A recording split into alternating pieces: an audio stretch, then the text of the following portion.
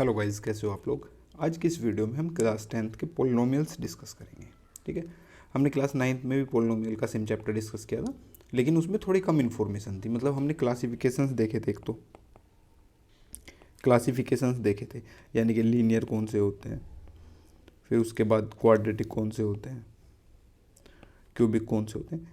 ये इन सब की हमने बात की थी। एक पोलिनोमियल में कॉन्स्टेंट क्या होता है और वेरिएबल्स क्या होता है, ये सब हम बेसिक जानकारी इसकी जुटा पाए थे। अब हम थोड़ा सा आगे बढ़ेंगे। क्लास 10th के पोलिनोमियल में हम देखते हैं क्या क्या आएगा। तो आज की वीडियो में हम शुरू करने जा रहे हैं क्लास 10th का polynomial chapter.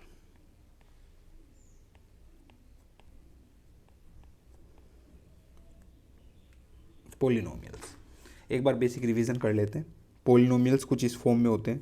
Suppose 2x² + 5x + 3, यानी कि कुछ कांस्टेंट टर्म्स होती हैं।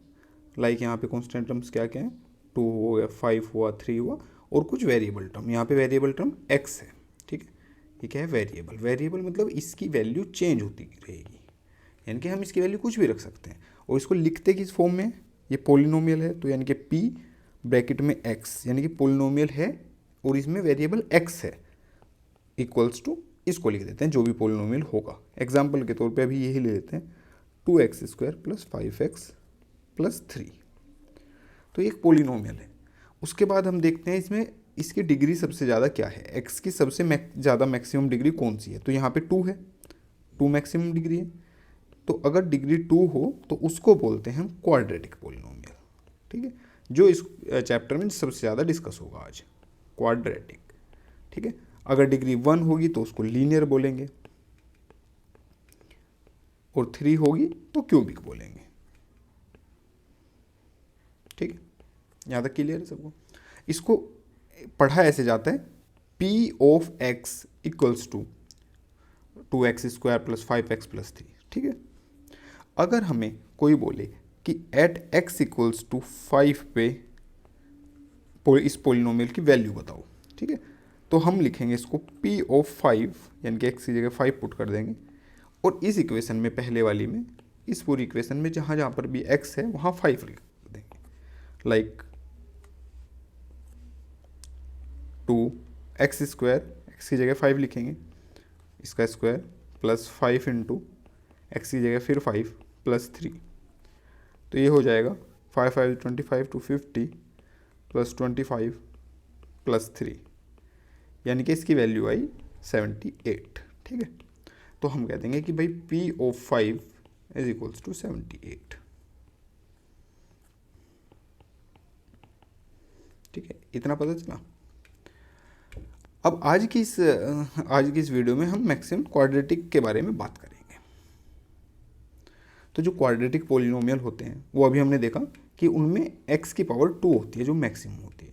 तो उनकी जो फॉर्मेट होता है, उनका जो एक स्टैंडर्ड फॉर्मेट है वो है p of x equals to ax² + bx + c, यानी कि x की मैक्सिमम पावर 2 रहेगी और a b c कुछ कॉन्स्टेंट्स हैं, लाइक 2x² + 3x - 4। ये कांस्टेंट है या फिर कहीं आप इंटीजर्स हैं। अब देखिए, ये एक इसकी स्टैंडर्ड इक्वेशन है। जब भी हमें कोई इक्वेशन मिलेगी, सपोज हमें ये एक इक्वेशन मिली है या ये पोलिनोमियल मिला है, तो हम हमेशा इसको इससे कंपेयर करेंगे और जो वैल्यूज़ हैं हमारी उनको हम लिख लेंगे। इसमें a इक्वल्स टू 2 है, अगर इससे कंपेयर करते हैं। अच्छा, कंपेयर करने के लिए इसको बिल्कुल इसके पास लिख लीजिए, काम आसान हो जाएगा। 2x² + 3x - 4। ठीक है, अब देखिए a की वैल्यू क्या हुई 2, b की वैल्यू क्या हुई 3, और c क्या हुआ यहाँ पे -4। ठीक है, यहाँ तक क्लियर है कि क्वाड्रेटिक इक्वेशन को या क्वाड्रेटिक पोलिनोमियल को पहचानेंगे कैसे। अच्छा, क्वाड्रेटिक इक्वेशन को हम पहचानेंगे कैसे या क्वाड्रेटिक पोलिनोमियल को, कि उसकी पावर 2 होनी चाहिए। मैक्सिमम या मिनिमम की बात नहीं है, यहाँ पे 2 ही होनी चाहिए। हाँ, ये हो सकता है कि इससे कम पावर वाले टर्म गायब रहें, like p of x equals to 3x² + 8। तो ये भी क्वाड्रेटिक ही है, क्योंकि जो मैक्सिमम पावर है वो 2 है। अगर 2 से ज़्यादा पावर हुई, 3 हुई, तो ये क्वाड्रेटिक नहीं बचेगा, फिर क्यूबिक हो जाएगा। ठीक है, ये टर्म भी गायब होगा तब भी ये क्वाड्रेटिक ही रहेगा। अगर ये भी लिखा हो 3x² तब भी ये क्वाड्रेटिक ही है। ठीक है, तो ऐसा पोलिनोमियल जिसमें x की पावर 2 अवेलेबल है तो वो क्वाड्रेटिक होगा। कंडीशन है कि उससे ज़्यादा कोई भी पावर नहीं होनी चाहिए, कम हो सकती हैं उसके साथ में, जैसे x की पावर 2 है यहाँ पे, तो कम x की पावर 1 भी है, तो ये भी क्वाड्रेटिक है, तो ज़्यादा नहीं होनी चाहिए। तो ये पहचान है कि हम कैसे पता लगाएंगे कि कोई भी पोलिनोमियल क्वाड्रेटिक है कि नहीं है। ठीक है, अब आगे चलते हैं। देखिए, क्वाड्रेटिक पोलिनोमियल जो कि हम ऐसे लिखते हैं ax² + bx + c। ठीक है, तो जब हमने लीनियर पोलिनोमियल्स देखे थे पहले, y = ax + b, तो हमने देखा था कि उनका जो ग्राफ था वो ऐसे लाइन बनी थी। अब ये कहाँ पे कट करेगी वो अलग टॉपिक है, पर एक स्ट्रेट लाइन बनी थी, ये x एक्सिस था, ये y एक्सिस था। तो आज के चैप्टर में हम क्या क्या चीज़ें देखेंगे, एक तो देखेंगे कि ये जो क्वाड्रेटिक इक्वेशन है इसके सॉल्यूशंस क्या क्या होंगे, या फिर कहें x की किन किन वैल्यू पे ये पूरी इक्वेशन 0 हो जाएगी। ठीक है, ऐसे समझिए कि ये x एक्सिस है, ये y एक्सिस है, तो इसका ग्राफ जो भी बने वो हम बाद में डिस्कस करेंगे क्या बनेगा, लेकिन वो कहीं ना कहीं तो x को काटेगा। जैसे लीनियर में वो x को यहाँ काट रहा है, तो ऐसे ही क्वाड्रेटिक में वो x को 2 बार काटेगा। ठीक है, लीनियर में पावर 1 है तो x को 1 बार काट रहा है, क्वाड्रेटिक में 2 बार काटेगा। सपोज अभी हम ले लेते हैं कि वो यहाँ और यहाँ काटेगा, मान लीजिए यहाँ काटेगा, एक यहाँ काटेगा, तो ये x की 2 वैल्यू हुई। तो ये 2 वैल्यू जहाँ पे वो x को काटेगा वहाँ y की वैल्यू क्या होगी, 0। अच्छा, y है क्या इसमें, यानी कि इस px की जगह हम y भी लिख सकते हैं, y = ax² + bx + c। ठीक है, तो जहाँ जहाँ पर भी वो x को काटेगा, एक तो ये पॉइंट और एक ये पॉइंट, यहाँ दोनों ही जगह y की वैल्यू 0 होगी। तो इसीलिए ये जो दोनों पॉइंट हैं, इसको लेट से x1 और इसको x2 बोल देते हैं। तो ये जो x1 और x2 हैं जहाँ पे y की वैल्यू 0 होगी, उन पॉइंट्स का नाम ही हमने क्या रख दिया, जीरोज ऑफ पोलिनोमियल, यानी कि इन 2 वैल्यू को इस पोलिनोमियल की जीरोज बोलेंगे। जीरोज का मतलब x 0 नहीं है, x की वो वैल्यू रख के y 0 हो जाएगा, जीरोज का मतलब ये होता है। ठीक है, तो पहला तो पॉइंट हम समझेंगे ये जीरोज को कैसे निकालेंगे। दूसरा पॉइंट हम समझेंगे कि इस क्वाड्रेटिक इक्वेशन को ग्राफ पे कैसे प्लॉट करेंगे, प्लॉटिंग। ठीक है, तो ये 2 छोटी छोटी बातें आज हम समझेंगे इसके बारे में। तो चलिए शुरू करते हैं अपनी आज की क्लास। देखिए, एक मेथड तो होता है splitting middle term, splitting the middle term.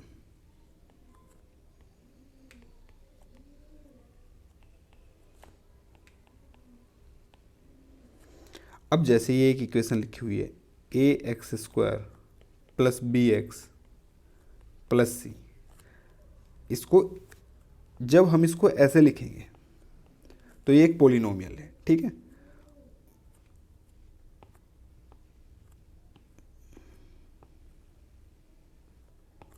और जब हम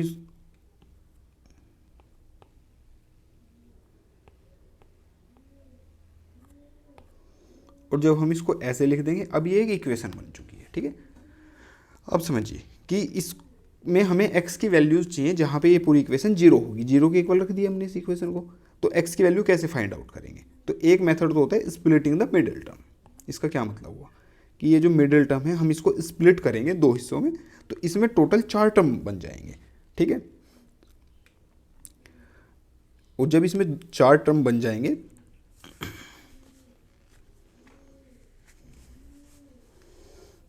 इसको मिडिल टर्म को स्प्लिट करेंगे और फिर कुछ कॉमन लेके देखेंगे कैसे बात बनेगी। तो चलिए शुरू करते हैं, एक एग्जांपल ले लेते हैं। पहले सिंपल एग्जांपल लेते हैं जिनमें a की वैल्यू 1 है। Let's say x² + 6x x² + 5x plus 6 equals to 0। ये एक इक्वेशन है। अब हमको इसको स्प्लिट द मिडिल टर्म से सोल्व करना है। तो हम कैसे स्प्लिट करेंगे ये देखते हैं। देखिए जो c है इसकी मल्टीप्लाई करनी है a से। a की वैल्यू यहाँ पे 1 है, तो क्या आया 6 इंटू 1 इक्वल्स टू 6। बिल्कुल बेसिक से बता रहा हूँ, अच्छे से समझिएगा। 6 इंटू 1 इक्वल्स टू 6। अब जो हमारी मिडिल टर्म है जो कि 5 है, उसको हम ऐसे दो पार्ट में स्प्लिट करेंगे। हमने नाम दिया Z1 Z2।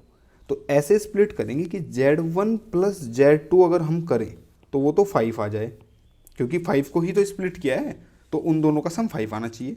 और अगर हम Z1 मल्टीप्लाई Z2 कर देते हैं तो वो 6 आना चाहिए, जो कि ये था C और A का प्रोडक्ट। ठीक है भाई। अब देखते हैं 5 को क्या हम ऐसे स्प्लिट कर सकते हैं।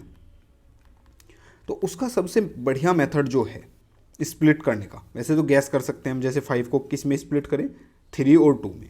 आप देखिए 3 और 2 को प्लस करेंगे 5 आ जाएगा, और 3 2 6 होता है।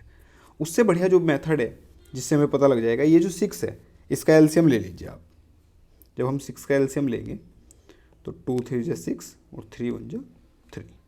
ठीक है। अब ये जो एलसीएम में फैक्टर्स आए, यहाँ पे तो 2 ही फैक्टर आए, 3 भी फैक्टर आ सकते हैं, उनको एडजस्ट करके कोशिश करिए कि ये कंडीशन सेटिस्फाई हो जाए। ठीक है।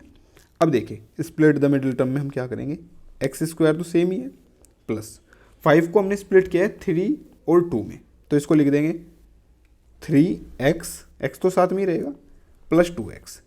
यानी कि हमने कुछ नहीं किया, 5x को 3x प्लस 2x लिखा है, प्लस 6 भी सेम रहेगा इक्वल्स टू 0।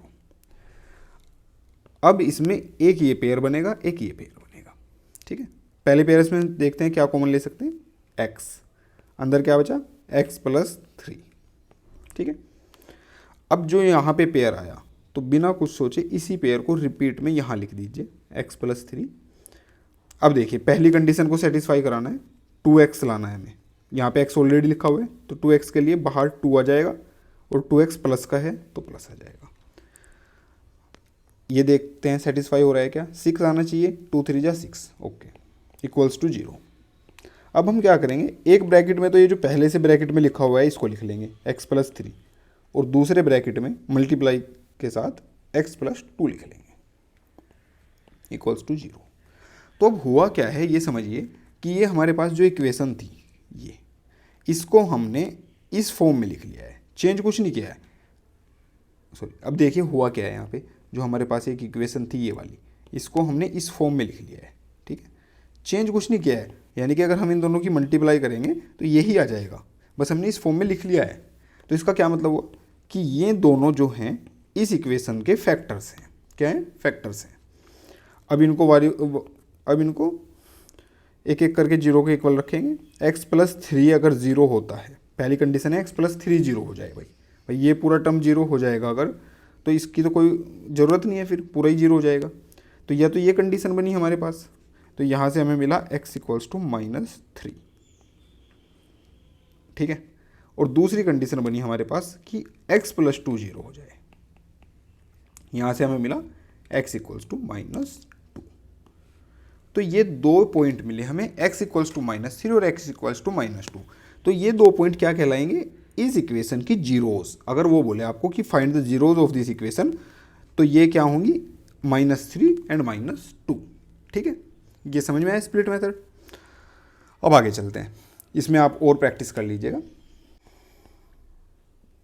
तो अब देखो यहाँ पे हमारी जीरोस क्या क्या मिली हमें, x -3, x -2। एक क्वेश्चन और करके देखते हैं। अगर हमें क्वेश्चन मिला x स्क्वायर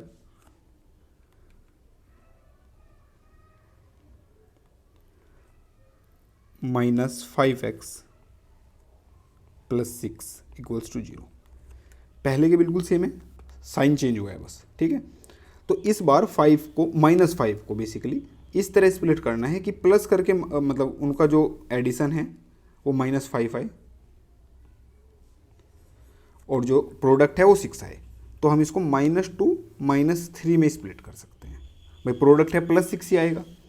तो इसको सोल्व करते हैं, एक्स स्क्वायर -2 और -3 में से यहाँ कोई भी आगे पीछे रख सकते हैं, कोई फ़र्क नहीं पड़ेगा। जैसे पहले हमने 3 रखा था, इस बार 2 रख के दिखाते हैं। यानी कि इस पहले 2 वाला टर्म लिख लेते हैं फिर 3 वाला, इससे कोई फ़र्क नहीं पड़ता है। +6 = 0। अब देखिए पहले वाले पेयर में से x कॉमन आ जाएगा, अंदर बचेगा x - 2। फिर हमें क्या करना है, सेम चीज़ रिपीट करनी है, सेम ब्रैकेट x - 2, और बाहर सेटिस्फाई करने के लिए कंडीशन को, ये एक कंडीशन है -3x, यहाँ x लिखा हुआ है तो -3x बनाने के लिए बाहर -3 आना चाहिए। इसको देख लेते हैं, यहाँ 6 आना चाहिए तो -3 के -2 से करेंगे तो 6 आ जाएगा, यानी कि ये हमारा ठीक है यहाँ तक। तो अब फिर से हमें 2 फैक्टर मिले, x - 3 x - 2 = 0। तो जब हम यहाँ से जीरोज़ निकालेंगे इसकी, तो एक बार तो x - 3 = 0 रखेंगे, तो यहाँ से क्या आएगा, x = 3, और x - 2 = 0 रखेंगे तो x = क्या आएगा, 2। ठीक है, यहाँ तक की कहानी समझ में आई। तो इस इक्वेशन की जो 2 जीरोज़ हैं, अगर कोई पूछेगा इसकी जीरोज़ बताओ, तो क्या क्या हैं, 3 और 2, यानी कि इन 2 पॉइंट पे अगर x की वैल्यू 3 होगी तब भी y 0 होगा, यानी कि इस इक्वेशन की पूरी की वैल्यू 0 होगी, और x की वैल्यू 2 होगी तब भी y 0 होगा। ठीक है, तो ये बात थी हमारी इक्वेशन की। अगर इक्वेशन स्टैंडर्ड फॉर्मेट में है, अब थोड़ा सा और इसमें डीप जाते हैं। जैसे हमारी इक्वेशन स्टैंडर्ड फॉर्मेट में है ax² + bx + c = 0। ठीक है, और इस बार इसको रिवर्स देखते हैं, और इसके जो 2 जीरोज़ हैं, जो x की वैल्यू आनी है, वो हमने मान लिया है अल्फ़ा और बीटा है। अल्फ़ा और बीटा कैसे हैं, जैसे यहाँ 3 और 2 थी। ठीक है, तो ये अल्फ़ा और बीटा है। ठीक है, अब देखिए जो ये 3 और 2 थी, तो ये कहाँ से आई थी, यहाँ से निकली थी, जहाँ पे x - 3 की मल्टीप्लाई x - 2 के साथ हो रही थी। तो इसका मतलब क्या हुआ कि ये जो इक्वेशन है इसको हम ऐसे भी लिख सकते हैं, x - alpha multiply x - beta. ठीक है, कैसे, देखो यहाँ पे 3 और 2 थे, अल्फ़ा यहाँ अल्फ़ा है, यहाँ 3 है, और बीटा है, यहाँ 2 है, तो इसको हमने x - 3 से आया था और ये x - 2 से आया था, तो इसको इसी तरह x - अल्फ़ा लिखा, उसको x - बीटा लिखा। अच्छा, अल्फ़ा और बीटा कुछ नहीं है, ये ग्रीक की अल्फ़ाबेट्स हैं। ठीक है, अच्छा अल्फ़ा बीटा कुछ नहीं है, ये ग्रीक अल्फ़ाबेट्स हैं, जैसे हमारी ABCD होती है। तो ABCD हम यूज़ नहीं कर सकते, ऊपर यूज़ की हुई है, तो इसलिए हम अल्फ़ा बीटा यूज़ कर लेते हैं। ठीक है बात। तो ये जो पूरी इक्वेशन थी इसको हम ऐसे लिख सकते हैं, अगर हमें कोई इसकी 2 जीरोज़ पता है। अच्छा, जो जीरोज़ होती है, जो वर्ड है जीरोज़, उसी को रूट्स भी बोलते हैं। ठीक है, रूट्स भी बोलते हैं, तो कहीं कहीं पे होगा फाइंड द रूट्स, तो सेम ही बात है। अब इसको मल्टीप्लाई करके ये आना चाहिए। ठीक है, करते हैं। सबसे पहले x की x से करेंगे तो x², फिर x की अल्फ़ा की x से करेंगे तो -αx। अब x की बीटा से करेंगे तो -βx, माइनस अल्फ़ा की माइनस बीटा से करेंगे तो +α बीटा = 0। ठीक है भाई। अब देखो इसको ऐसे लिख सकते हैं, x² और ये है -αx, ये है -βx, तो क्या माइनस बाहर लेके अल्फ़ा प्लस बीटा अंदर आ जाएगा, और यहाँ पे x तो है ही, दोनों में कॉमन ले लिया है।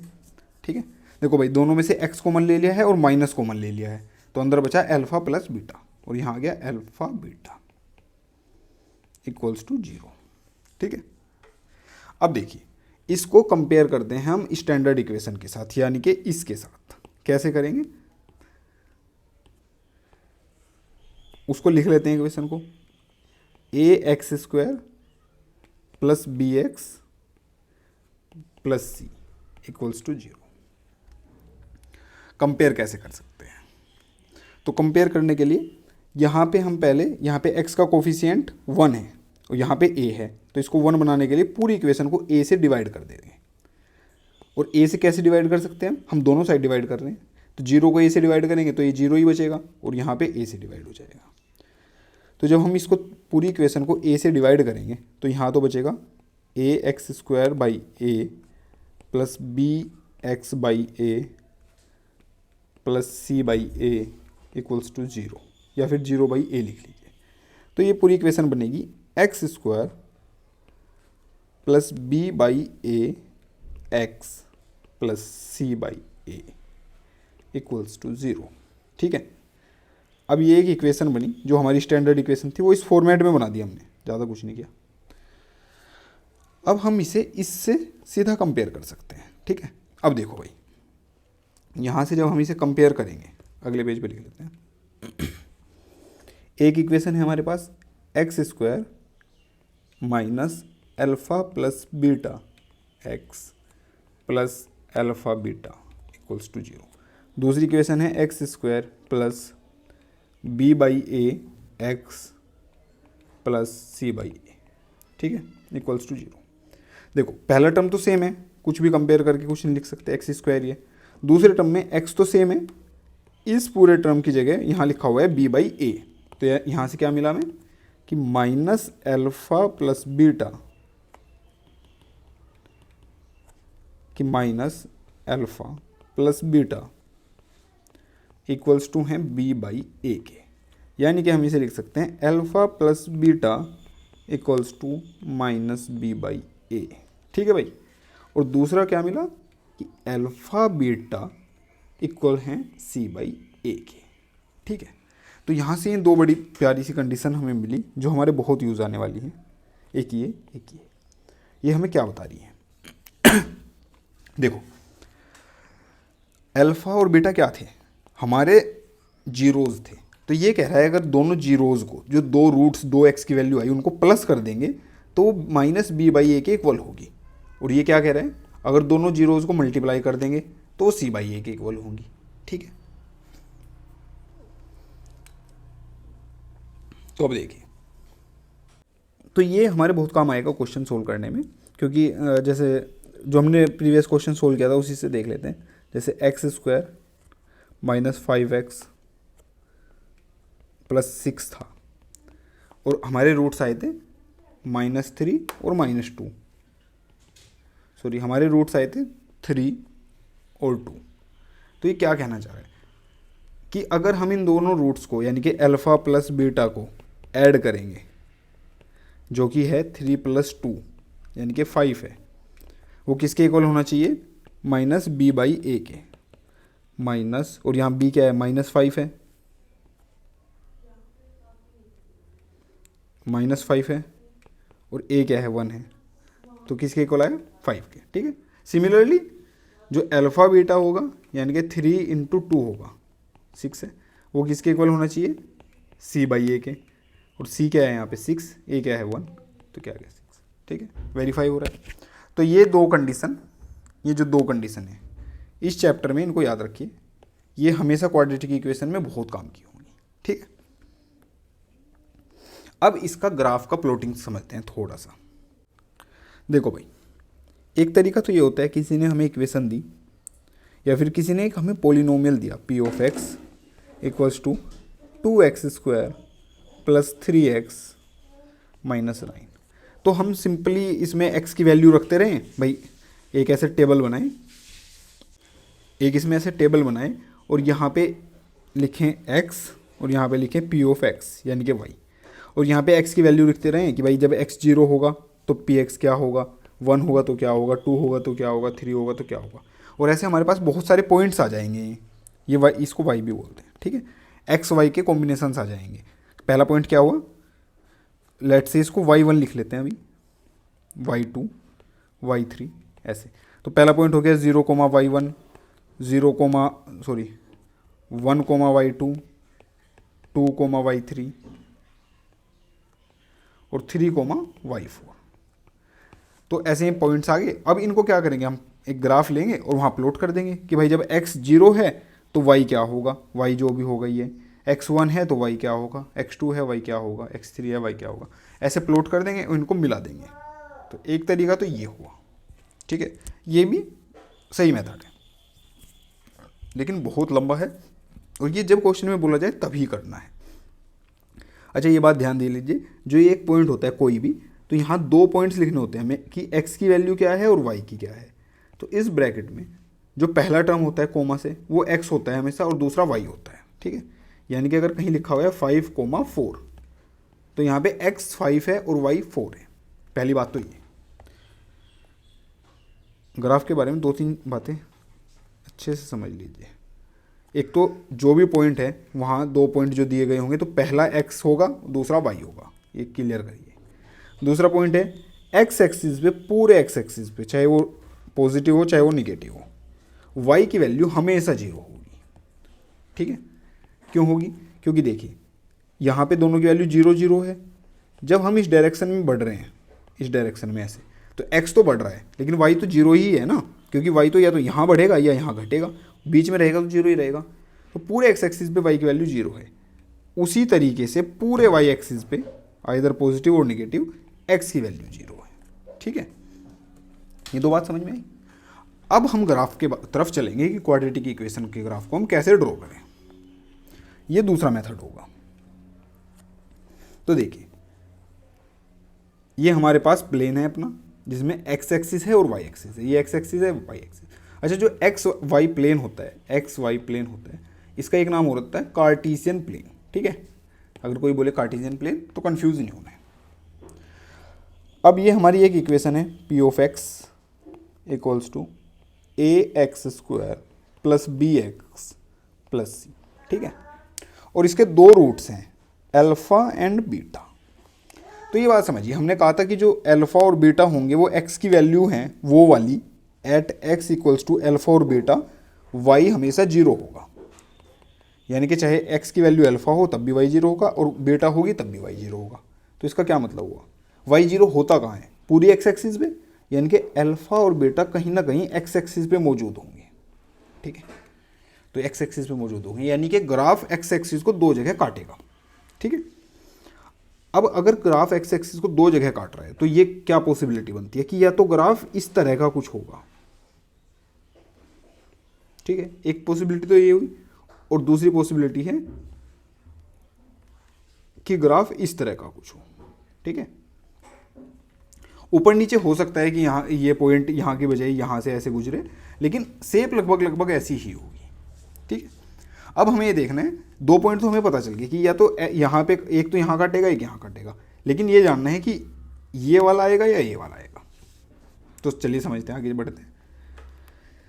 इसके लिए हमें जाना होगा a के पास। अगर a की वैल्यू पॉजिटिव हुई, a पॉजिटिव हुआ, या फिर कहें a ग्रेटर देन 0 हुआ, तो हमेशा ग्राफ ये वाला होगा, अपवर्ड। ठीक है, अपवर्ड को ओपन होगा ग्राफ। मैं लिख देता हूं यहां पे ओपन अपवर्ड। और अगर a की वैल्यू नेगेटिव हुई, और पूरी इक्वेशन से यहां पे कोई मतलब नहीं है, सिर्फ a की वैल्यू से, अगर a की वैल्यू नेगेटिव हुई that is a smaller than 0, तो ग्राफ हमेशा ये होगा, डाउनवर्ड होगा। ये भी लिख देते हैं ओपन डाउनवर्ड्स।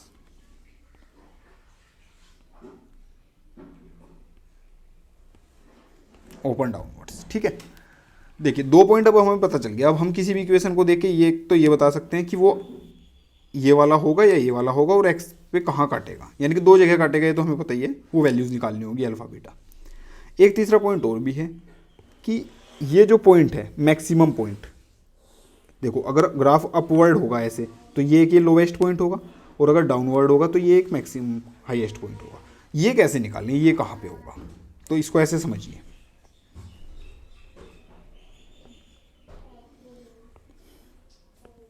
कि ये एक्स एक्सिस है और मान लीजिए ये ग्राफ है। ठीक है, तो भाई ये बात तो तय है कि ये जो लोएस्ट पॉइंट है ये इसके बिल्कुल बीचों बीच होगा, ये सिमेट्री में आनी चाहिए एक लाइन ऐसे। ठीक है, और अगर ये लाइन सिमेट्री में है तो ये जो पॉइंट है इससे ये वाली डिस्टेंस भी उतनी ही होनी चाहिए और ये वाली भी, यानी कि ये दोनों सेम होनी चाहिए। अगर ये x है तो ये भी x ही होनी चाहिए। यहाँ तक समझ में आई बात? ठीक है,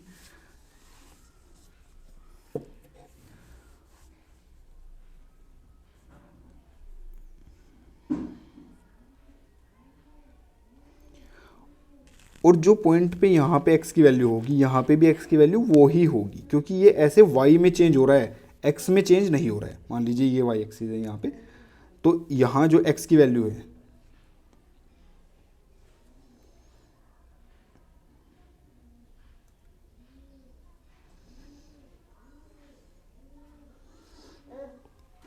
मान लीजिए ये यहाँ पे वाई एक्सिस है।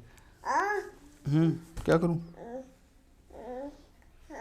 जाओ मम्मा के पास जाओ, 2 मिनट और। तो अगर मान लीजिए जो यहाँ पे एक्स की वैल्यू है तो यहाँ पे भी सेम ही रहेगी भाई, वाई की वैल्यू तो चेंज होगी, यहाँ पे वाई यहाँ पे 0 था, यहाँ कुछ और होएगा, लेकिन एक्स तो सेम रहेगा। यानी कि एक्स की वैल्यू निकालने के लिए हमें ये इंश्योर करना होगा कि ये डिस्टेंस और ये डिस्टेंस सेम हो। ये कैसे पता चलेगा, अब देखो, लेट से यहाँ पे ये जो पॉइंट है वो x इक्वल्स टू एल्फा है। भाई देखो 2 रूट हैं इक्वेशन के, एल्फा और बीटा। इसका क्या मतलब है कि ये 2 पॉइंट हैं जहाँ पे x एक्सिस को ग्राफ काट रहा है, तो यहाँ एल्फा हुआ, यहाँ बीटा हुआ। तो अगर मैं एल्फा और बीटा का एवरेज ले लूँ, यानी कि ऐसे समझिए, यहाँ पे मान लीजिए 4 लिखा हुआ है और यहाँ पे 8 लिखा हुआ है, ठीक है, और हमें इन दोनों के बीच में जाना है। 4 और 8 के बीच में क्या होता है भाई, 4 और 8 के का मिडिल पॉइंट अगर हमें निकालना हो तो कैसे निकालते हैं हम क्या करते हैं, 4 + 8 यानी कि 4 + 8 डिवाइड बाई 2 करते हैं। ये कैसे आ जाएगा, 12/2 यानी कि 6। हमें पता है 4 और 8 के बीच में 6 ही होता है।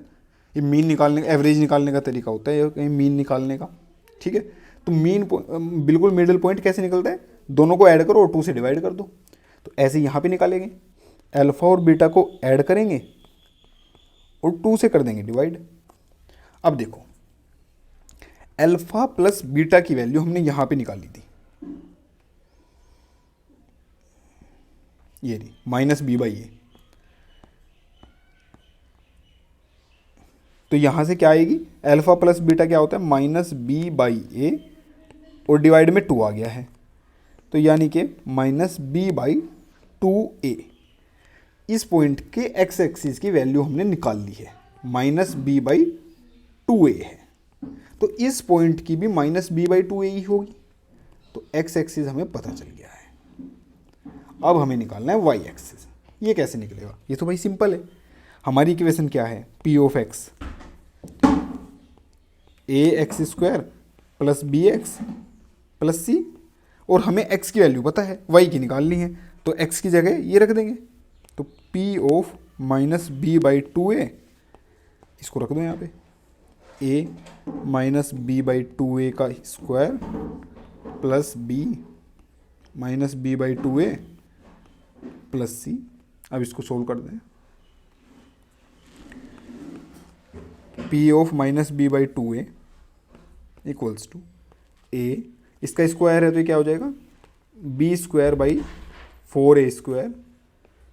-b²/2a प्लस c, ठीक है। यहाँ पे a से a² कैंसिल हो जाएगा, ये बचेगा b² - 4a -b²/2a plus c। इन दोनों को थोड़ा सोल्व कर लेंगे तो हमारे पास बचेगा b²/4a प्लस c, ठीक है। या फिर इसको ऐसे भी लिख सकते हैं, -b² + 4ac/4a, ठीक है। तो ये कौन सी वैल्यू हुई, ये y की वैल्यू हुई। तो अब देखिए, यानी कि ये यहाँ पे y की वैल्यू हुई -b² + 4ac divide by 4a। तो ये लोवेस्ट पॉइंट की वैल्यू, हाईएस्ट पॉइंट की भी सेम ही वैल्यू होगी। तो अब हमें क्या क्या पता लग चुका है, देखिए, अगर हमारे पास कोई एक इक्वेशन है सपोज हमारे पास वो इक्वेशन थी जो हमने सोल्व करी थी, p(x) इक्वल्स टू x²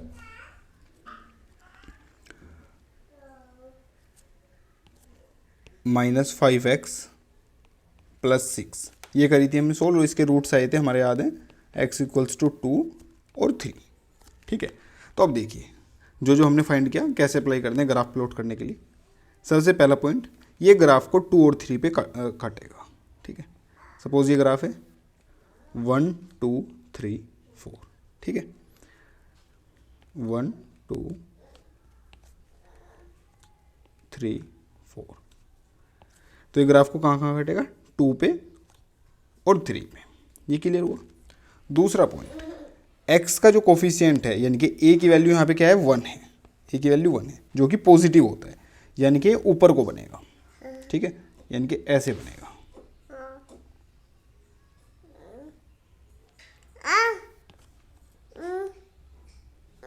ये ऐसे बनेगा, ठीक है। तीसरी बात, ये लोएस्ट पॉइंट कहाँ आएगा ये चेक कर लेते हैं। लोएस्ट पॉइंट के कोऑर्डिनेट्स थे -b/2a और b स्क्वायर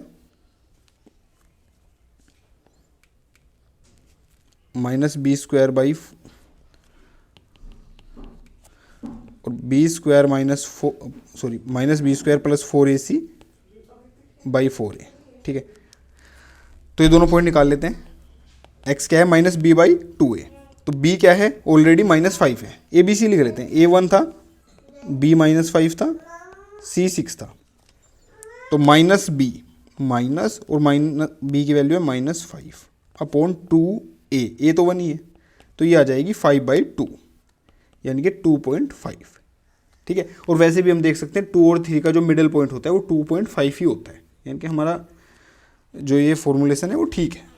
अब ये वैल्यू निकाल लेते हैं y की, b स्क्वायर -b², तो b -5 है तो 25 हो जाएगा, प्लस 4ac, 4a1 है और c 6 है, डिवाइड बाई 4a, तो 4 × 1, तो ये बचा हमारे पास -25 प्लस 24 डिवाइड बाई 4, यानी कि -1/4, जो कि होता है -0.25। ये y की वैल्यू है, ठीक है। यानी कि ये ग्राफ बनेगा कुछ ऐसा,